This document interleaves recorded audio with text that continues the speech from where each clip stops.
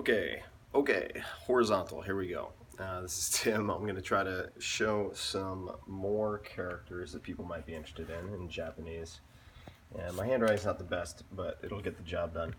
So samurai is a word that people have certainly heard, and there are a bunch of different ways you see it represented commonly, and some are seen less often. So the one that you see a lot is this. And that is writing it kind of quickly, so I'm combining strokes here. That would be separate strokes.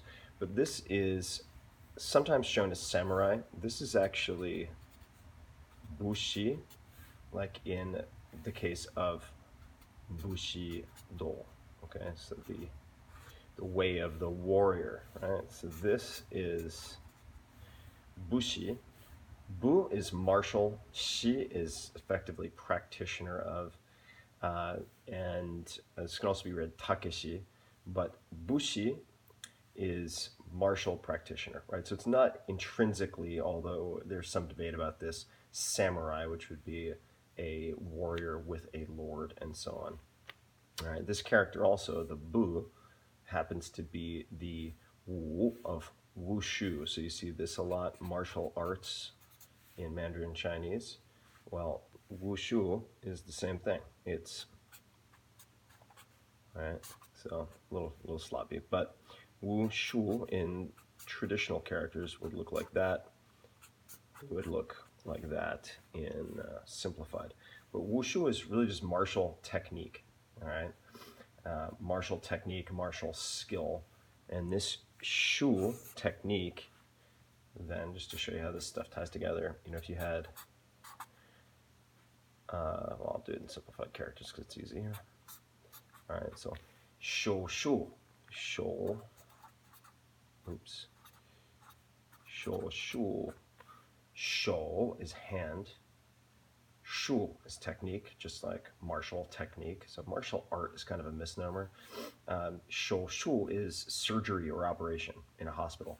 Hand technique, hand skill, right? And then there are all sorts of different ways. And again, I'm just going to show you how these various things tie together.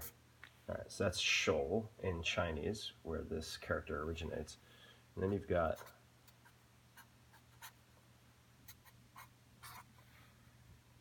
karate. So te is hand in Japanese. Kara is empty, empty hand. Empty hand is karate. Okay. Then you have the character that I would prefer for samurai, or I prefer, whatever. I mean, who am I to say? But it's this one. So you have two radicals, one for person. This is called nimbing in Japanese, and then you have this other character, that one, which is temple. So person and temple. That's tera or otera if you add an honorific in Japanese. All right. So this people, Japanese people, would read as samurai. Sorry, I have trouble doing it in English. Pronunciation in Japanese. This actually, in some etymologies, comes from samorao. Okay, so la, and then this is u. Okay, and this is sort of to wait on, or to attend to, or to wait for a chance.